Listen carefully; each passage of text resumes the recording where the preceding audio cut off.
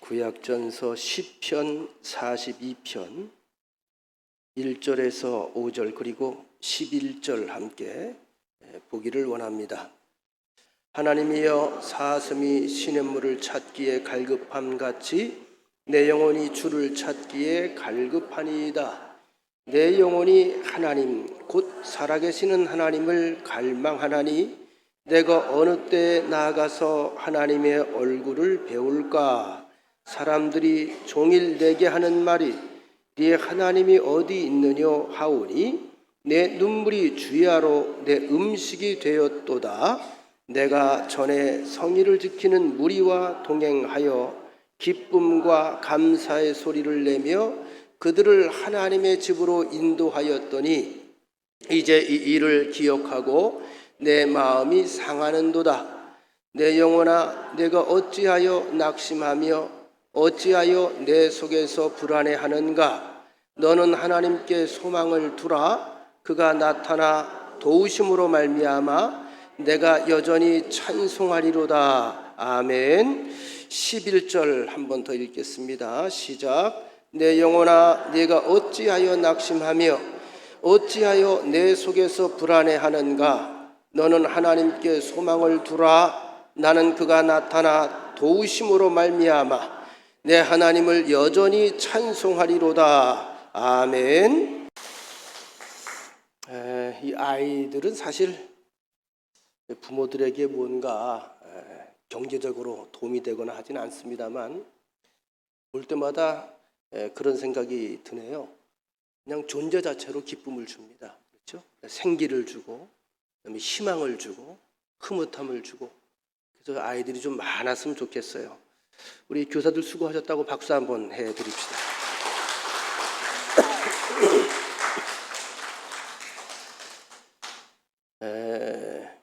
어느 시인이 이런 글을 남겼더라고요. 예배는 무엇인가? 예배는 무엇인가?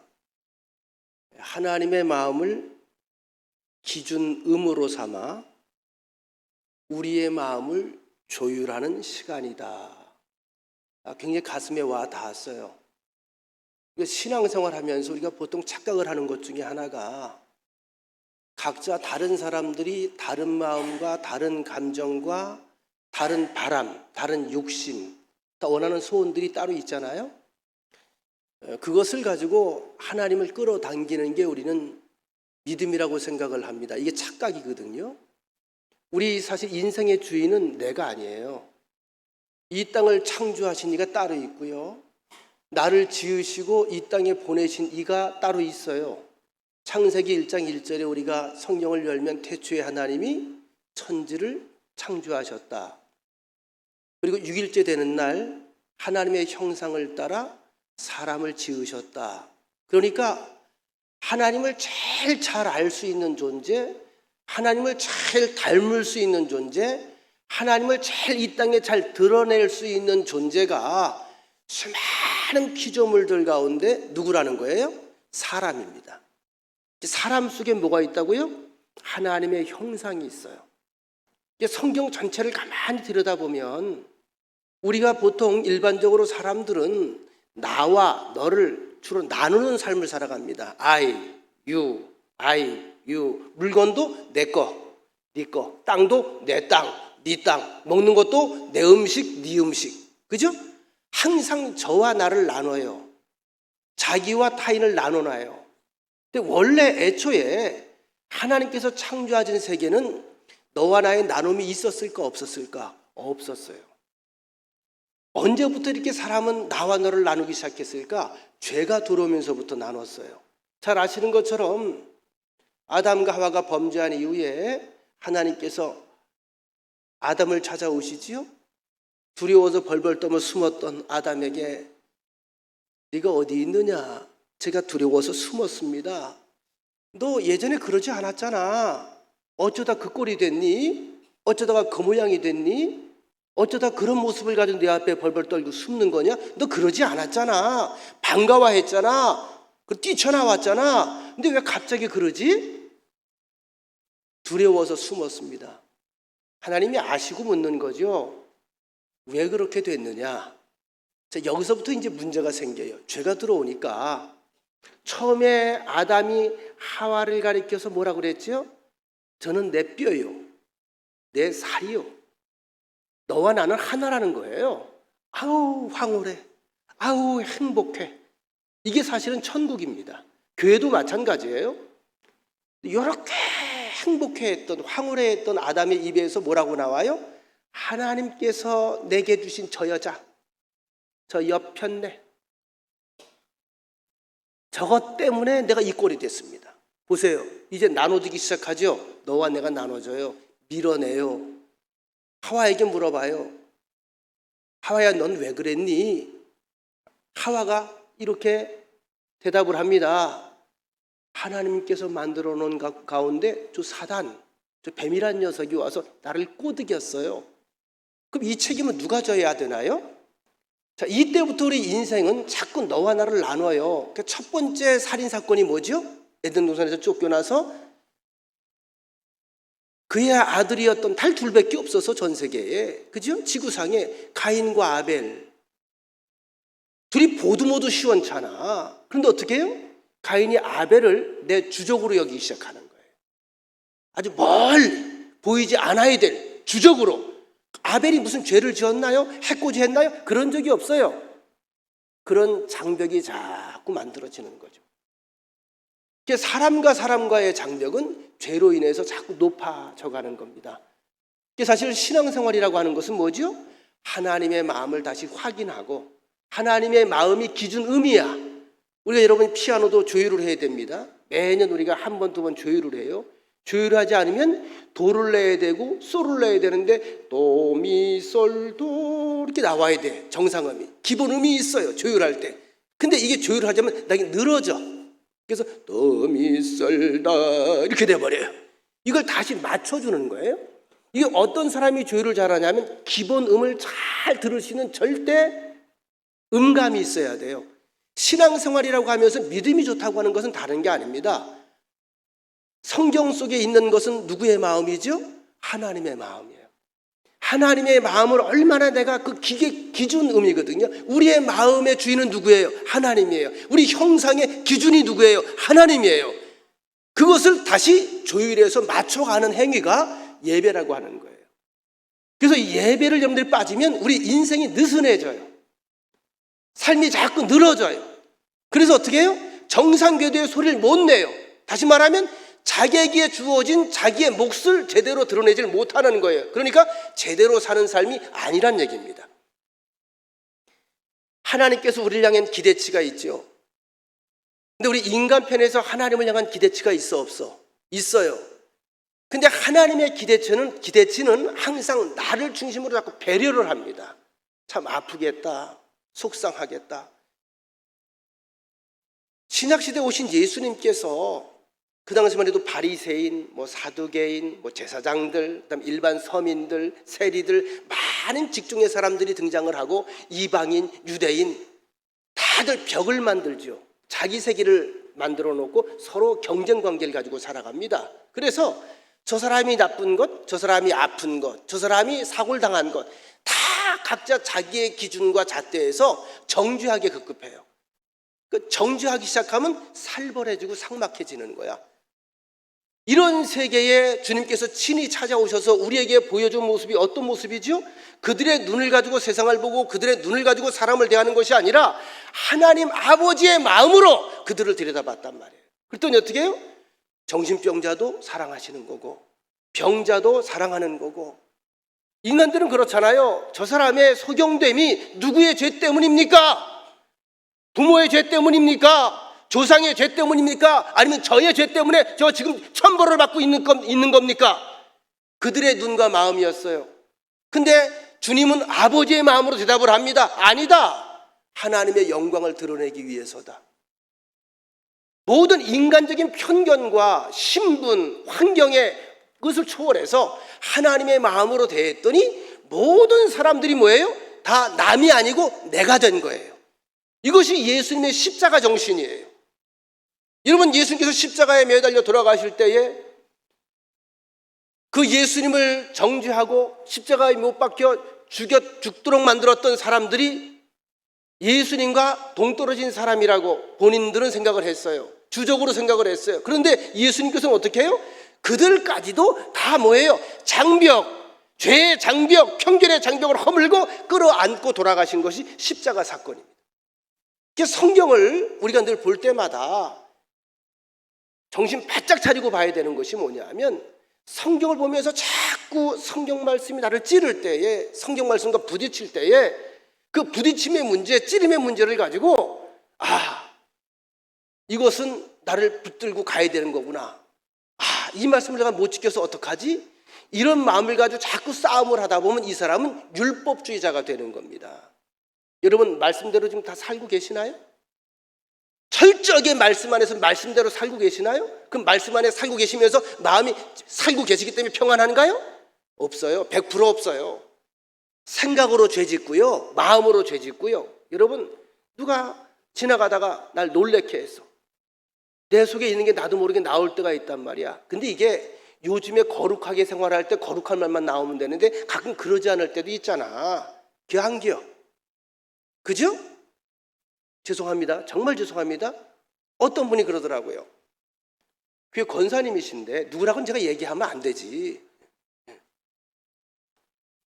저랑 같이 무슨 얘기를 잠깐 일동시내에서 만나서 하다가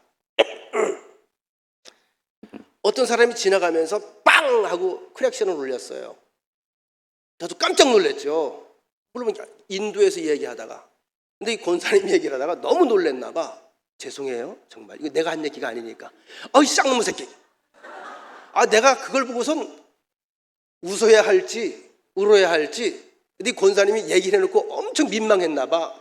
그러더니 입을 뚝 벌더니 어머나. 그러길래 내가 뭐라 그랬게? 괜찮아요. 그랬어. 그분 뒷얘기가 더 웃겨요. 내가 지금 죄 지은 거죠, 목사님. 그래서 제가 뭐라 그런지 아세요? 하나님이 다 아셔요. 어떡할 거예요? 이미 나갔는 걸. 이런 경우가 참 많아요. 이런 경우에 이 양반이 욕한 것 때문에 자기 욕한 거야? 그냥 나온 거야? 이건 나온 거야. 그냥 욕을 한 게 아니고 그냥 툭 튀어나온 거야. 입버릇처럼 나온 거예요. 자, 이런 우리가 삶을 살아가는 우리들에게 하나님께서 이해심이 없다면 우리가 하나님 앞에서 과연 온전하게 살 수 있고 가슴 펼 수 있겠어요? 그 정도 하나님께서 다 끌어안아 주는 거예요. 근데 우리는 참 묘해요. 하나님에 대해서 너무 마음이 좁아. 너그러운 마음을 가지고 내가 이 땅에 살아가면서 때론 내가 원치 않는 일들을 만나잖아요. 뭐 질병이 생길 수도 있고요, 어떤 세포가 생길 수도 있고요, 환경이 어려울 수도 있고요, 빚도 질 수 있고요, 어떤 우리 재난을 겪을 수도 있어요. 그러면 다만 하나님께 속 좁게 원망합니다. 하나님 왜 가만히 계세요? 왜 지켜주지 않으셨어요? 왜 내 말을 안 들으세요? 진짜 하나님이 눈에 안 보이길 망정이지 하나님이 눈에 보이면 머리털 다 뜯을기세야. 네? 만약에 이런 심정을 가지고 하나님이 똑같이 나를 대했다면 나는 이 땅에서 숨쉬고 살 데가 없어요. 그래서 우리가 예배 시간에 예배를 통해 뭘 확인하는 겁니까? 하나님의 마음을, 하나님의 그 깊은 사랑을 더 깊이 확인하고 내 마음을 거기에 조율해 나가는 게 바로 예배예요. 그래서 예배가 굉장히 중요한 거예요. 자, 오늘 본문에 있는 말씀을 읽겠습니다. 시편 42편의 이야기인데요. 여기에 시편 제일 위에 부제에 이렇게 붙어 있어요. 고라 자손의 마스길. 그죠? 이 마스길이라고 하는 말은 히브리어로 교훈 또는 잠언 이런 얘기예요. 잠언이란 말의 의미는 제가 알려드렸죠. 잠자가 찌르다는 뜻이에요. 찌른다는 거예요. 근데 이 잠언은 그냥 잠언으로 끝나는 것이 아니라 유언처럼 계속 구전으로 전해져 오는 거예요. 우리가 자손들에게 계속 내 말 유언처럼 남겨주는 게 있죠. 다 지키지 않아도 이것만은 꼭 지켜라. 이것이 이제 잠언과 전도서 같은 이야기인데, 고라 자손의 마스길, 고라 자손의 잠언, 고라 자손의 교훈, 이것은 다른 말로 얘기하면 고라 자손의 대대로 들려오던 하나의 유언과 같은 어록이에요. 훗날 이 고라의 후손들은 아시는 것처럼 이스라엘의 모든 예배의 핵심 멤버들이 됩니다. 혹시 기억하시나요? 민수기 16장 1절로 13절에 보면 출애굽 여정 당시에 한때 모세의 지도력에 대해서 쿠데타가 일어나요. 이때 주동했던 세력이 고라입니다.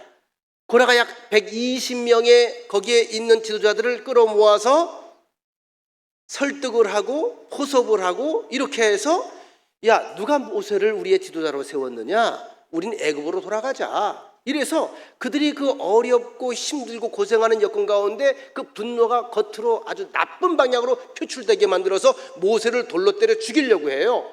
이때에 하나님께서 이걸 막으시고 어떻게 해요? 그들이 다 땅이 갈라지고 땅으로 꺼지면서 불에 타 죽도록 만듭니다.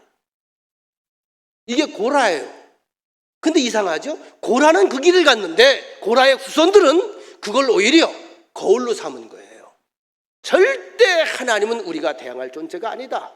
그래서 속지 않은 마음을 가졌는지 모르겠지만 모든 하나님께 예배하는 제사의 모든 일들의 핵심 멤버가 돼요.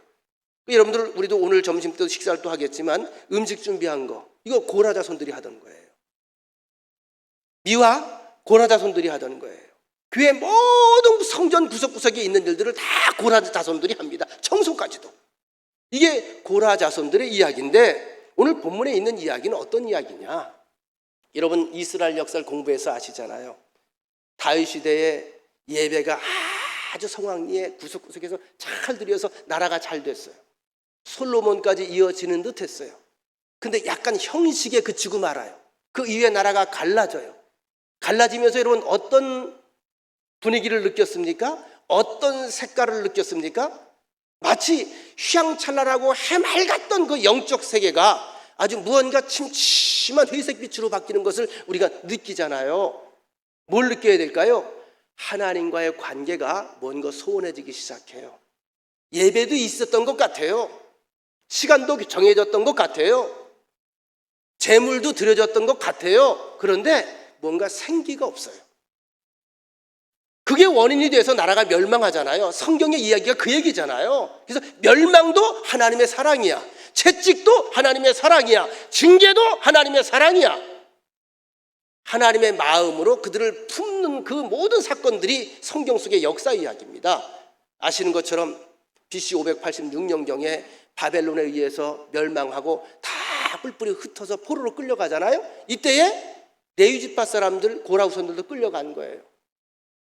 그렇게 해서 10년, 20년, 30년이 흘러요. 그들의 생활을 조금만 상상을 해봅시다. 내가 주인이 아니에요. 객이에요. 여러분 어때요? 내 집이 편해, 남의 집이 편해. 내 집이 편해, 내 나라가 편해, 남의 나라가 편해. 여러분 이 나라니까 여러분들이 밤 12시, 새벽 1시에도 막 활보하고 돌아다니지. 유럽 같은 데 가서 밤 새벽 1시에 혼자 돌아다니려면 돌아다닐 수 있겠어? 왜 못 다녀? 무시 안 무시? 무시. 사투를 쓰니까 못 알아듣지? 무서워. 안정이 보장이 안 돼요. 무서워요. 난 낯설어요. 왜? 주권이 내게 있는 게 아니야. 그 나라는 그 나라 사람에게 주권이 있어요. 그래서 여러분 중동 국가에서 그런 말이 있어요. 관광객으로 가서 차를 끌고 가다가 저쪽 사람하고 사고가 났어. 근데 내 차가 받쳤어. 일방적으로 받쳤다고. 가이드가 제일 먼저 뭘 얘기해 주는 줄 아세요? 미안하다 그러고 빨리 피하라는 거예요. 그냥 잘 들으세요. 이 팁이에요. 팁. 네가 와서 받았잖아. 그 순간에 얘는 먼저 가는 거야. 영창으로. 왜 갈까? 경찰이 와서 누구 편 들을 것 같아? 자기 나라 편 들어요. 일단 집어넣고 봐. 말도 안 통하고 떼떼떼떼거려봤자 아무 소용도 없어. 이게 뭐죠? 주권이 없는 땅에 사는 사람들이에요. 고라 후손들이 끌려갔잖아요. 내 나라에서는 하나님을 찬양해도 서로 간에 형제여 자매하고 끌어안고 같이 동료가 있었는데 누가 알아줍니까? 예배도 못 드립니다. 그리고 하나님도 응답하는 것 같지 않아요. 왜? 이것은 자기들이 치루어야 될 것들을 지금 치르고 있잖아요. 그동안에 악길 가지고 하나님을 찬양했고 여호와의 이름만 불러도 많은 사람들이 자기를 존귀하게 대해줬고 그저 거룩하게 대해줬고 반가이 대해줬는데 아무도 적박한 땅에서 자기의 관심 갖는 사람이 없어요. 노예야 노예. 짐승과 같은 삶을 사는 거예요. 그러면서 거기에 한술 더 떠서 뭐라고 말합니까? 너 기도하더라? 너 예배 드리더라? 너 찬양하더라? 너 잘 때마다 주여 주여 아버지 아버지 말끝마다 입버릇처럼 말하더라? 근데 응답하시더냐? 듣더냐? 근데 네 처지 봐라. 참 딱하다 야. 참 측은하다 야. 이 얘기를 매일 들어봐요. 매일. 오늘 본문에 이런 말이 나오죠. 2절, 내 영혼이 하나님 곧 살아계시는 하나님을 갈망하나니. 살아계시는 하나님, 살아계시는 하나님, 살아서 꿈틀거리는 걸 좀 내가 느끼고 싶습니다. 내가 어느 때에 나아가서 하나님의 얼굴을 배울 수 있겠습니까? 이건 예배에 대한 그리움입니다. 사람들이 종일 내게 하는 말이 네 하나님이 어디 있느냐 하오니 3절에 내 눈물이 주야로 내 음식이 되었노. 눈물만 자꾸 나는 거예요. 음식을 먹는데 이 눈물과 같이 삼키고 있어요. 4절, 내가 전에 성의를 지키는 무리, 주일, 안식일을 지키는 무리, 예배를 드리는 무리와 함께 동행하면서 기쁨과 감사의 찬양 소리를 내며 그들을 하나님의 집으로 안내하고 이끌고 인도했는데 이제 그 일을 기억하면 내 마음이 찢어집니다. 지금 그렇지 않은 거야. 못한 거예요. 제가 그런 얘기를 자주 하죠. 자유가 소중한 것을 알려면 자유를 잃어버려 보면 알아요. 나라가 소중한 것을 알려면 나라를 잃어버려 보면 알아요. 그래서 여러분, 있을 때 잘해야 돼요. 내가 은혜 가운데 살아갈 때 감사할 줄 알아야 돼요. 그것이 내 속에 은혜가 머물도록 하는 비결 가운데 하나예요. 옆 사람과 인사합시다. 고맙습니다. 사랑합니다. 감사합니다. 옆에 있는 게 얼마나 고마운 건지 몰라요. 내게 얼마나 큰 힘이 되는지 몰라요. 여러분, 누가 아프다고 제가 광고 한번 하면요, 우리 교인들이 다 그 이름 불러요. 그 이름을. 수많은 사람들이 내 가정을 위해 기도하고 나를 위해 기도한다는 것이 얼마나 큰 복인 줄 아세요? 다시 한번 인사해. 있을 때 잘할게요. 잘해야 돼. 1절에 보니까 하나님이여 사슴이 물을 시냇물을 찾기에 갈급함같이. 왜 시냇물을 찾지요? 평소에는 안 찾아요. 갈증을 느끼면 찾아가는 거예요. 내 영혼이 주를 찾기에 갈급하나이다. 여러분, 동물의 세계 같은 경우에 보면 이제 우기가 지나고 건기가 되면 우기에 있던 그 웅덩이들이 점점 쫄아들면서 나중에 조그만 웅덩이로 변하죠. 그때 보면 여러분 어때요? 치열하고 참 살벌해요. 살기 위해 다 그리 모이잖아요. 근데 문제 뭐냐면 크고 힘센 놈들은 괜찮은데 약한 놈들도 안 먹으면 죽으니까 먹기에 와. 근데 그냥 먹어. 눈치 봐. 눈치를 봐야 되는 거야. 연약한 양 같은 경우는 충분히도 못 먹어요. 이렇게 먹다 또 먹고 이렇게 먹다 또. 왜? 옆에 다들 먹기에 존재하거든요. 여러분, 이렇게 물이라고 하는 게 중요합니다.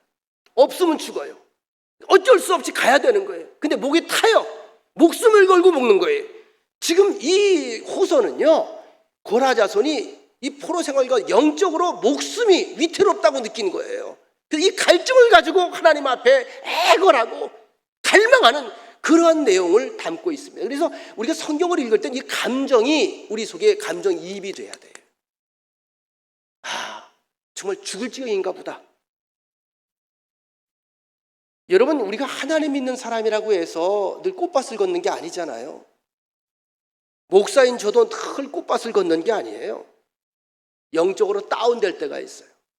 기분이 업되면 좋은데 기분이 다운될 때가 기분이 더러워요. 침체가 돼요. 저 같은 경우도 제가 이제 요즘에도 운동을 꼬박꼬박 나가서 해요. 한 7시쯤 되면 나가서 1시간 정도 뛰고 나오면 아주 밑으로 물이 주주주 떨어져요. 요즘에 아주 한증막이잖아. 얼마나 더워. 그래도 뛰어요. 왠지 아세요? 뛸 때는 힘든데 땀 쫙 흘리고 들어오면요, 죄송합니다, 거울에 비친 내 얼굴이 생기가 포동포동 올라와. 기분이 싹 전이가 되는 거예요. 시원하고 개운하고 기분이 업돼. 근데 이 시간에 기분이 업된 상태에서 제가 성경을 열면요, 성경에 있는 말씀이 막 튀어올라오는 것 같아요. 막 그냥. 근데 내가 기분이 다운된 상태에서 성경을 열면요, 눈도 침침, 마음도 침침, 기분도 침침하면 성경이 잠을 자고 있어. 그 사람은요, 그런데 늘 기분이 업되지는 않잖아요. 기분이 다운될 때, 여러분 성경에 이런 예가 많잖아요. 엘리야도 다운돼 죽고 싶다 그랬고, 모세도 다운돼 죽고 싶다 그랬고, 성경에 보면 야곱도 죽고 싶을 때가 있었고요. 믿음의 선조들도 다 그런 위기가 와요. 그러니까 우리만의 문제가 아니에요. 우린 그런 데서 은혜를 받잖아요. 아, 이분도 이런 때가 있구나. 그러니까 그것은 남의 이야기가 아니고 나의 이야기예요. 그런데 어떤 모습을 가지고 다운이 되든 하나님은 한 번도 그를 외면한 적이 없어요. 동일하게 그를 사랑하시고 측은히 여기시고 더 나아가서 기다려주세요. 하나님은 나를 항상 기다려주세요. 그래서 하나님이 좋은 거예요. 사람은 못 기다려요. 근데 하나님은 기다리십니다. 이 하나님의 반응이 우리에게 너무 소중하다는 사실을 깨달아야 됩니다. 자, 우리가 이럴 때마다 누구나 다 영적 침체를 겪는다. 이런 영적으로 탈진이 올 때가 있다. 갈증을 느낄 때가 있다. 세례 요한도 겪었고 다윗도 겪었고 사도 바울도 겪었고 목사도 겪는 거고 성도도 겪는 거고 남녀노소 빈부귀천할 수 없이 다 구원을 받았어도 이런 일들을 겪을 수가 있어요. 이것도 삶의 하나의 과정입니다. 이럴 때마다 우리가 뭘 생각해야 되느냐? 헤어나오기가 어려운 분들이 있어요. 내 자아가 너무 센 사람들이 있어요. 이 사람들을 의지하지 않아요. 하나님을 의지하지 않아요. 그러니까 성경 말씀을 들여다보고 설교를 들어봐도 이런 분들은 하나님의 말씀을 마음을 열고 수술대에 올라가 있는 사람처럼 그 말씀의 검 앞에 나를 맡겨야 되는데 나를 절대 못 맡겨요. 기가 막히게 이런 사람들은 여기서 보면 느껴져요. 영적으로요. 다 요렇게하고 있다가요, 이 말씀이 들어가면 참, 이 말씀은 찬 요것만 먹어야지 이러고 가. 모든 말씀이 다 종합이 돼 내가 종합 영양제로 살아가는 건데 편식을 한단 말이에요. 먹고 싶은 것만 먹어요. 그리고 어떻게? 종합적으로 잘하질 않아요. 그러니까 이런 사람들은 항상 위기 가운데 살아갈 수밖에 없습니다. 옆 사람과 인사합시다. 편식하지 맙시다. 골고루 다 먹어야 돼요. 왜냐하면 성경의 모든 말씀이 다 나에게 유익함을 위해서 주시는 말씀이에요. 그러니까 이런 사람들은 보통 자기 집착이 강해요. 이런 사람들이 어떤 세계에 한번 털컥 넘어지면요, 못 일어나. 자기 세계에 갇혀서. 그러니까 어떻게? 피곤하게 사는 거예요. 자기 욕심에 갇혀 있는 거예요. 자, 오늘 핵심의 내용을 다시 한번 봅시다. 오늘 결정적인 결론의 이야기는 42장 5절과 11절 이야기겠죠. 자, 11절. 내 영혼아, 내가 어찌하여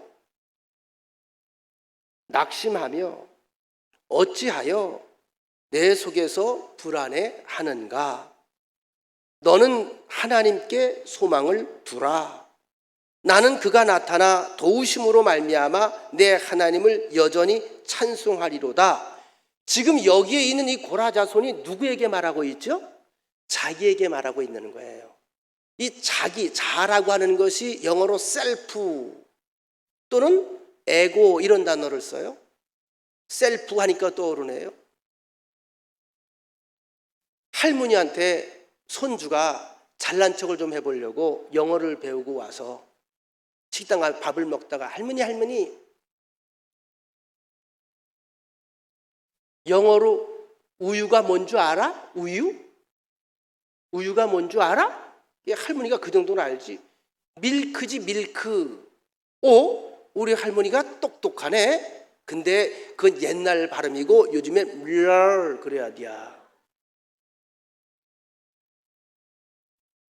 할머니 냄새가 뭔 줄 알아?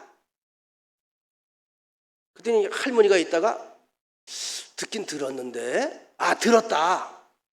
스몰 냄새가 스멜이네. 스멜. 우리 할머니 천재인데? 근데 쉬운 거 내볼게. 물은 뭔지 알아? 그랬다는 거야. 물을 한 번도 다른 말로 써본 적이 없어 할머니가. 할머니가 눈치가 빨라. 그래서 식당에 물을 딱 보니까 뭐라고 써있어? 셀프라고 써있더랴. 알았다. 뭔데? 셀프.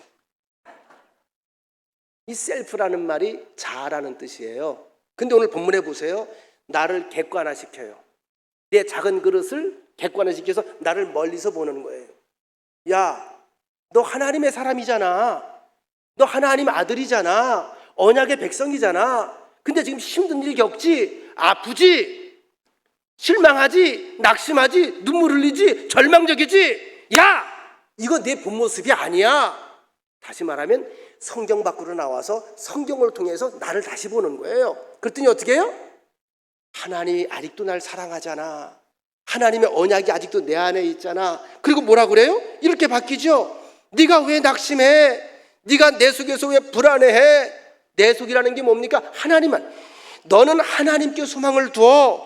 나는 그가 나타나 도우심으로 말미암아 내 하나님을 여전히 찬송할 거야. 하나님께서 결국은 이루실 거야. 소망 중에 내게 나타나실 거야. 그날이 올 거야. 나 실망하지 않을 거야.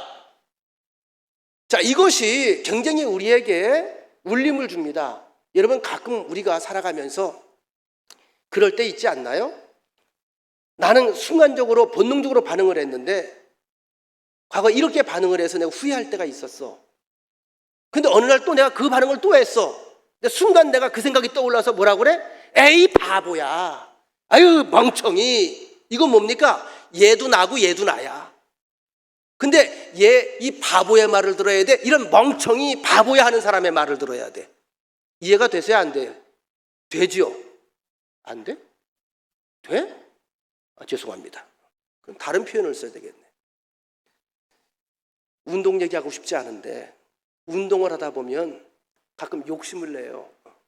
욕심을 내는 게 급하게 빨리 이기고 싶어하는 욕심이 있어서 사실 썩 좋은 찬스인 공이 아닌데 빨리 승부를 걸어. 그럼 꼭 에라가 나와요. 에라가. 그러면 다 하는 얘기가 뭔지 아세요? 딱 치고 나서 에라가 나오면 똑같이 아주 약속이나 했던 것처럼 본인이 그래. 아유 이런 바보. 이 바보야. 그렇게 하지 말라고 그랬잖아. 너는 왜 그렇게 맨날 멍청이처럼 혼자 그런다니까? 그 보면 웃겨. 그 모습이 이 모습이야.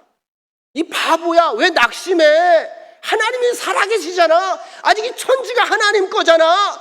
아직 우리가 하나님 품 안에 있잖아. 모든 게 과정이잖아. 하나님이 기다리고 있잖아. 거기에 소망이 있잖아. 근데 왜 낙심하냐?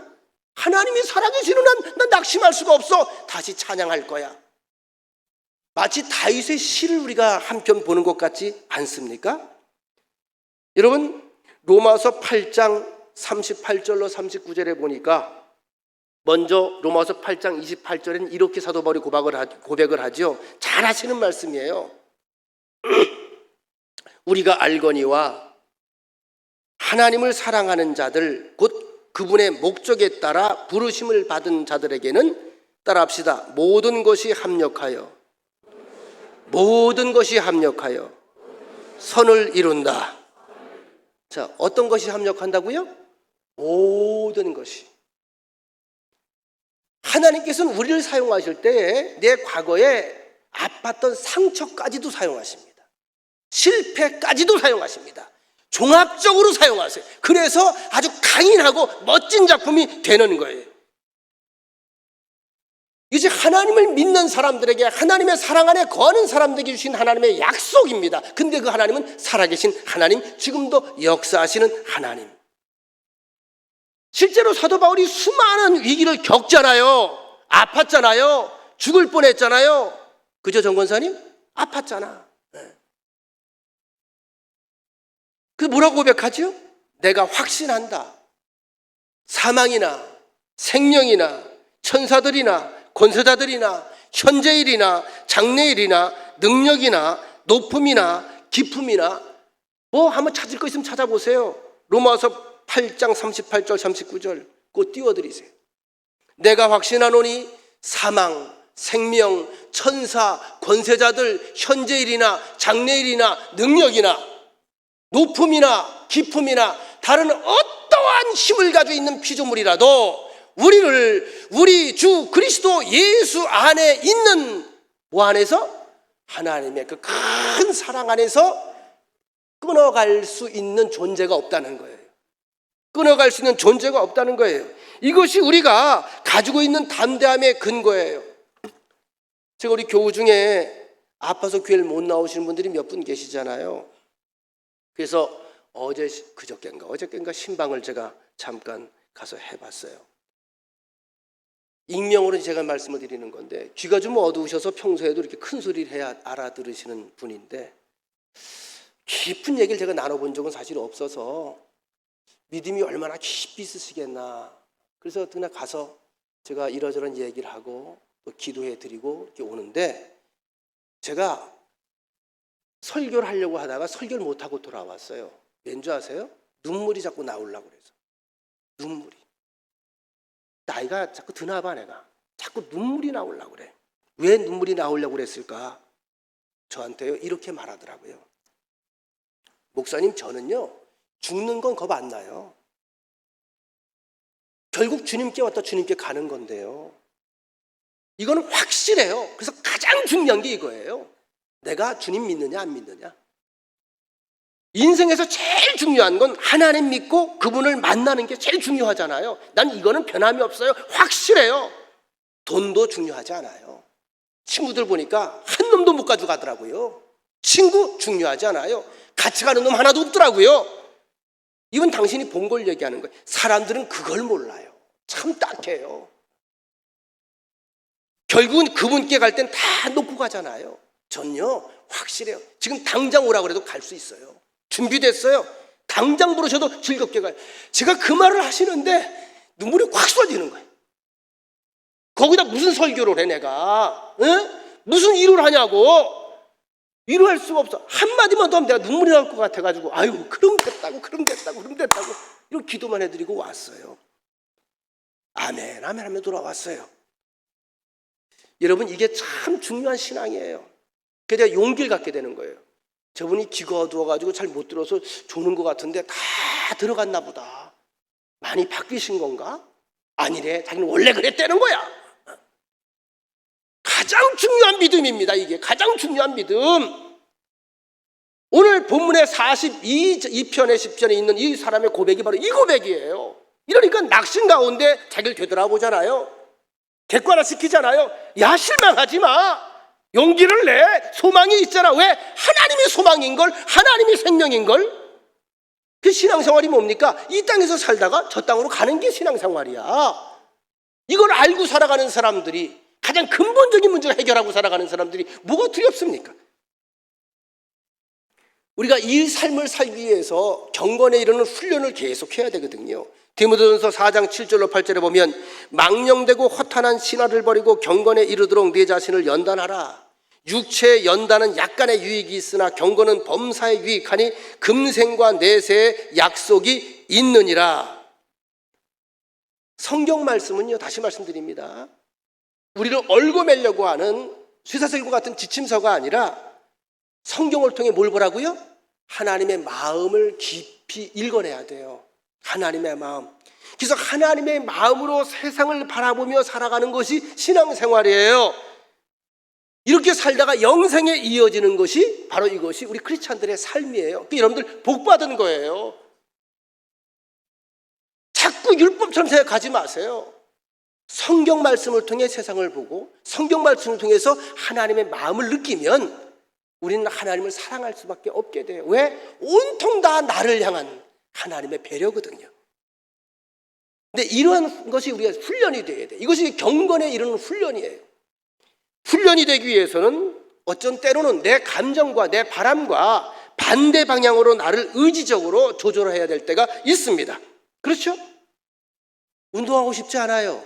눕고 싶어요. 자고 싶어요. 그렇다고 눕고 싶을 때 눕고 자고 싶을 때 잠만 잔다면 자꾸 처져요. 내 몸을 좀 만들어야 되겠다. 건강한 삶을 살아야 되겠다. 그러면요, 운동 시간에 맞춰서 자다가도 뛰쳐나가야 돼. 그래야 운동을 하게 되는 거예요. 제 친구들이 전화하면 다 무슨 얘기하는 줄 아세요? 건강은 어떠냐? 아프지 않냐? 그러면서 똑같이 이거 정도 떠드는 얘기가 있어요. 근육 망가지면 끝나는 거야. 체력은 영역이야. 다 이 얘기예요. 이 말이 맞아요. 꾸준히 몸을 가꿔야 돼. 이제는요, 나이가 들어갈수록 몸을 가꿔요. 왜? 몸, 정신과요 건강이 같이 가더라고요. 몸이 약해지면 정신력도 흐려져요. 약해져요. 내 몸에 대해 욕심을 가져야 돼요. 주일날 아침에 교회 나가기 싫을 때 있잖아요. 여러분 어때요? 주일날만 되면 기다려주고 막 설레이고, 주일날 막 아침에 토요일만 되면 막 밤에 너무 설레어서 잠이 안 오고 소풍 가는 것 같고 막 그렇습니까? 왜 웃어? 에? 주일날 아침 한 9시나 10시만 되면 막 가슴이 심장이 막 뛰기 시작해갖고 목이 못 살 것 같아. 막 교회 가고 싶어서. 그렇습니까? 이럴 때 묻고 싶은 게 있잖아요, 여러분들. 목사님은요, 묻지 마. 곤란한 건 묻는 게 아니야. 근데 어떻게? 의지를 가지고 나오는 거예요. 나와야 돼요. 그래야 사니까. 그래야 건강하니까. 그래야 생기가 도니까. 할렐루야. 이게 중요한 거예요. 어떤 분이 그런 질문을 했대요. 여러분, 감사와 감동의 차이가 뭔지 아시나요? 감사와 감동의 차이. 근데 여러분, 이렇게 질문을 하면 우리 교인들이 참 수준이 높은 게, 대부분 수준이 낮은 분들은 대답을 얼른 해요. 근데 수준이 높으면 대답을 안 해요. 왜인 줄 아세요? 묻는 사람을 존중해 주는 거니까. 여러분, 고맙습니다. 아주 격이 있어서. 그래서 감사한 마음으로 제가 이제 답을 알려드릴게요. 감사는요, 어떤 사람이 자기가 요만큼을 기대하는데 기대한 것만큼 꼭꼭꼭 채워주는 게 감사래. 생일날 목사님 생일 축하해요. 꽃 한 바발 줘요. 이거는 감사일까? 감동일까? 이거는 감동이야. 난 별로 이렇게 챙겨주는 걸 기대하진 않거든요. 근데 이건 뭐예요? 내 기대보다 넘어가는 거야. 어머, 내 생일을 기억해 주시네. 나를 사랑하시네. 축하해 주시네. 날 위해 기도해 주시네. 내 기대치보다 조금 더 나간 거예요. 이건 뭐죠? 이게 감동이라는 거야. 여러분, 인생 여러분 감사만 하며 살고 싶어요? 아니면 감동하며 살고 싶어요? 감동이 훨씬 좋죠. 주일날 이 생각이 들더라고요. 여러분, 늘 교회 나오고 싶어서 나오는 건 아니잖아요. 어떤 귀찮을 때 있잖아요. 아플 때 있잖아요. 그죠? 어떨 땐 좀 짜증날 때도 있잖아요. 근데도 나와요. 그건 뭐죠? 하나님의 기대치를 조금 넘어서는 거야.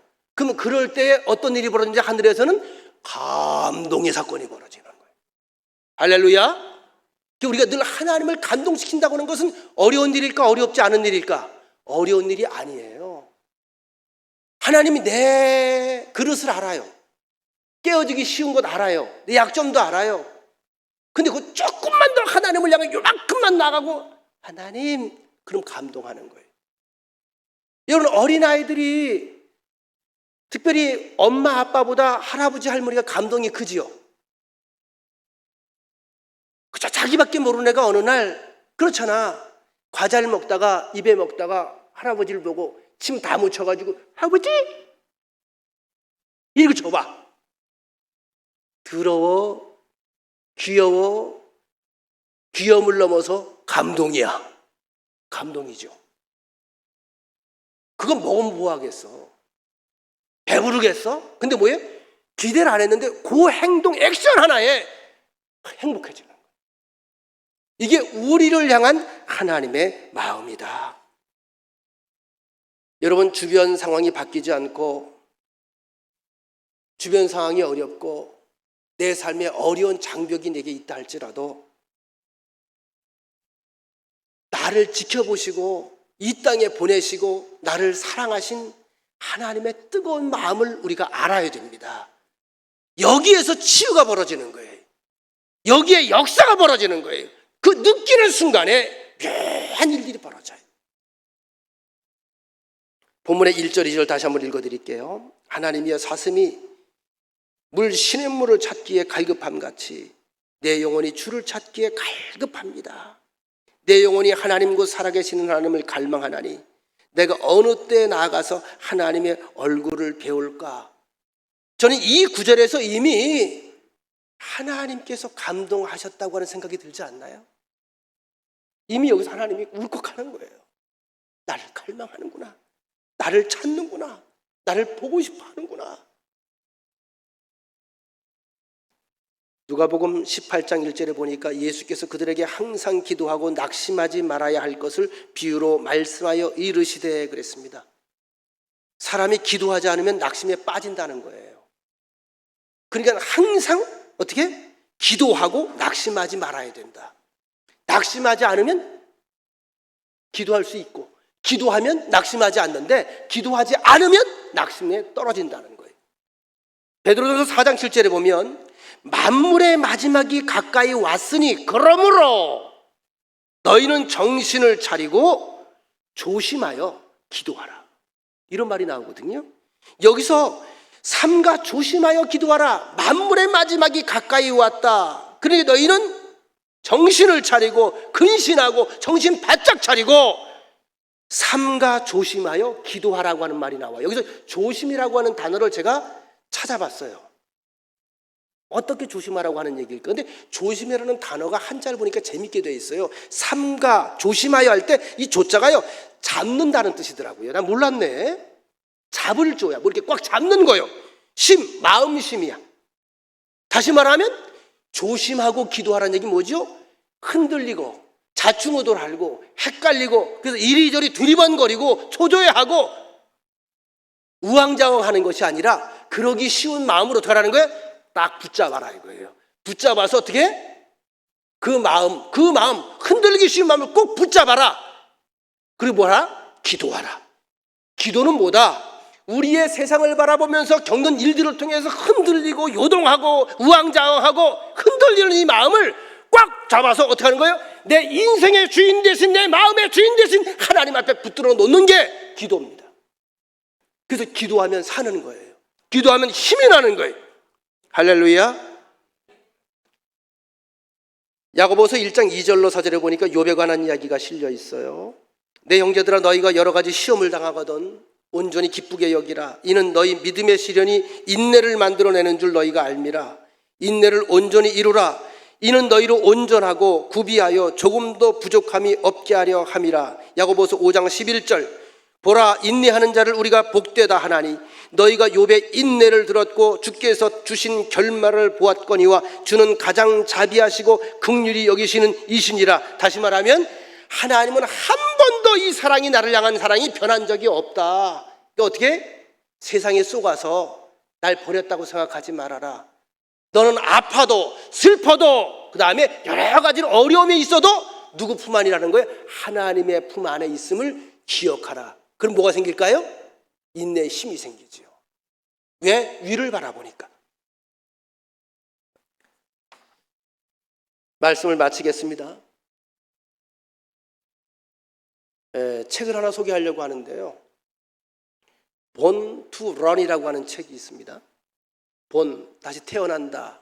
To run, 달리다. 달리기 위해서 태어난 사람. 이런 뜻이거든요. 크리스토퍼 맥두걸이라고 하는 분이 있는데 이분이 이제 쓴 책이에요. 종군 기자입니다. 전쟁터를 다니면서 전쟁의 이 참사를 알려주는 그런 기자니까 아주 극한 직업을 좋아하는 사람이야. 아주 모험가예요. 이 양반이 멕시코의 험지를 찾아가서 한 부족을 소개하고 있습니다. 이 부족은요, 오래전에 뭐 스페인과의 전쟁도 있고 그 멕시코에 있는 곳이거든요. 치아와. 그 짐승 이름이 그 강아지 이름이 치아와라는 종류가 있죠. 이게 여기서 나온 것 같아요. 그 주 이름이 치와와야. 치와와 주라고 하는 곳이 아주 험한 산으로 이루어진 곳인데 하도 부족 간의 전쟁이 그치질 않으니까 이 부족이 아주 오래전에 아무도 올 수 없는 아주 절벽 외관 사이 이런 데로 숨어 들어간 거예요. 좀 마야 문명처럼. 아무도 거기 못 와. 아주 깊고 험해서 자기들끼리 모여 사는 거야. 이 사람들이 이제 그 어떤 부족이냐면 타라우마라고 하는 부족인데 이 사람들을 라라물이라고 부른대. 라라물이라는 말의 뜻이 뭐냐 하면 가벼운 발, 번개의 발, 날아다니는 발 이런 뜻이에요. 대충 감이 잡히죠? 어떤 사람들인지 날아다니는 거예요. 그만큼 발이 가볍다는 거예요. 별명이 라라물이야. 워낙 산악 지역이잖아요. 근데 먹을 걸 구해야 되잖아요. 주로 이제 콩, 옥수수 이게 이제 주식인데 뭐 칠면조 같은 걸 이제 화살로 쏘아서 사냥해서 먹기도 하고 또 산에 있으니까 염소 있잖아요. 사냥 같은 거, 그다음에 사슴 이제 이런 걸 사냥을 하는데 이 사냥 방법이 참 재밌어요. 보통 화살을 가지고 와서 이렇게 쏴서 맞추는데 여러분 사슴 같은 경우에 얼마나 잘 뜁니까? 사슴을 발견을 하죠. 그러면 화살을 가지고 탁 쏘려고 조종하면 얘들이 분칠처고 튀잖아. 근데 얘들이 어떻게 좋은 길로 튀어요? 험산으로 튀어요. 절벽 같은 데로 들고 뛴단 말이야. 근데 이 사슴을 잡는 방법이 너무 웃기는 거야. 왜 웃기는 줄 아세요? 얘들을 따라간대. 쫓아가는데 어떻게 따라가는 줄 아세요? 쓰러질 때까지 따라간대. 이 부족의 사냥 방법이야. 근데 짐승하고 사람하고 다른 게 뭐냐면 사람들은요, 우리가 마라톤 보통 하잖아요. 뛰면서 사람은 숨을 쉬어. 이렇게 숨을 쉬면서 내 몸이 밖으로 분출을 하는 그 몸의 장치가 있다는 거예요. 그러니까 이게 우리가 몇십 킬로씩 뛰는 거예요. 근데 짐승은요, 전력 질주로 막 달리다 보면 뛰는 동안에 숨을 못 쉰대요. 그래서 짐승은 뛰면서 뭐래? 숨을 못 쉬니까 몸이 발열이 안 돼. 숨을 못 쉬어. 그러니까 뛰는 게 한계가 있어요. 끝까지 따라가면 결국 지친다는 거예요. 근데 보통 기본적으로 사슴을 보면 이 부족이 따라가 잡는 거리가 10km에서 15km. 여러분, 속도는 못 따라갈 거 아니야, 사람이. 그럼 따라가잖아. 계속 뛰는 거야, 계속. 그냥 거기. 그럼 저놈이 이제 보니까 또 차와. 또 뛰는 거야. 10km를 달려가다 보면 나중에 나 잡수 그리고 발바닥에다 해져가지고 주저앉아 있다는 거야. 그럼 끌고 온디야. 이게 타라우마족인데 이 부족이 알려진 계기가 있어요. 매년 이 치아와주에서 울트라 마라톤이 열리는데 일반적인 국제 마라톤 거리가 42.195km입니다. 세계 신기록을 가지고 있는 사람이 보통 보니까 2시간 10분, 2시간 8분 이 정도 되는 것 같아, 그죠? 빨리 달리는 거잖아, 빨리 오는 거잖아요. 근데 이 울트라 마라톤이라고 하는 건 멕시코에서 열리는 건데 그냥 42.195km도 우린 못 뛰어요. 우린 절반만 갔다 와도 죽어요. 그런데 울트라 마라톤의 최고 짧은 거리가 50km야. 그 길게는 4,700km까지 달린대. 이건 정말로 꾼들만 모이는 거예요. 그래서 매년 열리는데 보통 한 12개, 13개 국가에서 한 500명이 참석을 한대. 근데 중요한 건 일반 도로를 달리는 게 아니고요. 이 얘들 말하자면 그 타라우마족의 그 달리는 그 코스를 달리는 거야. 때로는 절벽도 뛰어 올라가야 되고요. 그다음에 강물도 건너야 되고요. 이건 철인 경기죠, 철인 경기. 근데 여기에 50km, 100km에서 3년 연속 우승한 한 여인이 소개가 돼요. 이 여자입니다. 이 여자. 이름이 로레나인데 나이가 25이야. 여러분 뭘 봐야 되냐면 저게 마라톤 뛰는 복장이야. 그리고 신발을 잘 보세요. 신발이 뭐죠? 샌들이에요. 집에서 자기가 가죽으로 만들어 놓은 샌들. 이거 신고 뛰는데 100km를 뛰면요 이틀을 사람이 뛰어야 된대요. 쉬지 않고 뛰는 거예요. 뛰는 거. 여기에서 우리에게 주고자 하는 것, 우리에게 주는 교훈이 있습니다. 이 부족은 뛰지 않으면 죽어요. 왜? 갇혀 있잖아. 자급자족이 어렵잖아요. 그러니까 걸음마를 시작할 때부터 계속 걷는 거예요. 걷는 게 생존이에요. 걷는 게. 그러니까 이 몸에 익다 보니까 본인은 늘 살던 대로 사는 건데 남들이 못 따라오는 거야 지금. 네? 남들이 조그만 도심질 나가도 기본적으로 40걸 뛰어나가야 돼. 차도 못 올라가. 이렇게 살다 보니까 이 부족 전체가 뛰는데 1년에 한 번씩 이게 축제였다는 거예요. 그러면 2박 3일을 뛴대. 이 사람들을 누가 따라가냐고요. 아까 얘기했죠? 그러니까 동물이 한번 붙잡히면 이 사람들에 걸리면 100% 죽는 거야. 왜? 죽을 때까지 따라가니까. 죽을 때까지 따라가니까. 여러분, 우리 생애 자체가 사실은 마라톤이에요. 신앙의 길도 마라톤입니다. 잠깐 가다 반짝이다 끝나는 인생이 아니라 가는 여정이 평생 평탄하지 않습니다. 오르막길도 있고 내리막길도 있고 기쁠 때도 있고 슬플 때도 있고 여러분 즐거울 때도 있고 아플 때도 있어요. 때로는 좁고 협착한 절벽을 아슬아슬하게 홀로 지나가야 할 때도 있는 게 인생입니다. 그래도 가야 합니다. 그런데 중요한 건 매일 훈련해야 돼요. 어느 날 갑자기 이 길을 가는 게 아니에요. 매일 그 길을 가면서 늘 우리가 확인해야 될 게 있어요. 이 길이 옳은 길인지. 때로는 외롭고 고독하고 힘이 들어도 그 고비를 넘을 때마다, 한번 울타리를 넘어갈 때마다, 한번 골짜기를 지나갈 때마다, 여러분 아까 봤죠? 박수를 쳐주게 기다리고 있는 응원자들이 있다는 거죠. 히브리서에서 이것은 하늘의 수단 증인들이 나를 위해서 응원하고 있다고 그렇게 말씀을 하고 있습니다. 오늘 시편 42편에 있는 말씀을 통해서 이들은 과연 하나님을 만난 사람들일까, 못 만난 사람들일까? 만난 사람들이죠. 여러분과 저도 하나님의 품 안에 있는 사람들이고 하나님의 원단 은혜 속에서 지금까지 살아온 사람들입니다. 하나님의 후원과 하나님의 사랑과 하나님의 지원과 하나님의 기대는 지금도 여전히 우리에게 있습니다. 그래서 우린 여전히 소망이 있는 존재들입니다. 이 말씀을 기억하시고 매일을 감사하며 꾸준하게 주님과 함께 이 신앙 믿음의 길을 완주해 갈 때 우리의 삶 속에 하나님의 흐뭇한 웃음소리가 넘쳐나게 될 줄로 믿습니다. 좋으신 하나님, 주의 말씀을 통해 우리가 힘을 얻습니다. 다시 우리의 마음에 생기가 들어옵니다. 하나님, 주의 마음 잘 읽고 주의 마음을 헤아려서 하나님을 감동시키는 삶을 살아갈 때에 우리의 인생은 더 큰 행복과 큰 감동 또한 넘치게 될 줄로 믿습니다.